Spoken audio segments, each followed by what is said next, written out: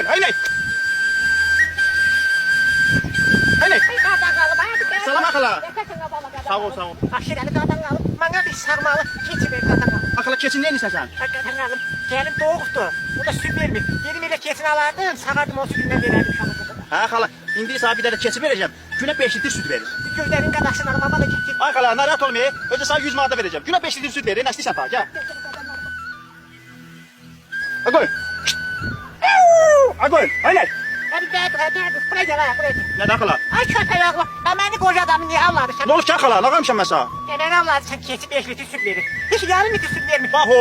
Ay xala, mən də deyirəm nə olubdu? Qadın qalıb, məndən 100 manat pul alıblar. Və yarım litrdən artıq süt verir. Nə bu? Ay xala, yaxşı sana bir dənə sual verim. Bu qoydan qalım, de. Ay xala, sən indiyənə kimi gəlinə nə qədər maya qoyursan? Nə bilim abala, bir 2000 keçib. Ay xala, sən qadan alın bu 2000'lik gəlin süt vermirsə bu 100 manatlıq keçi nətər süt versin? Yox,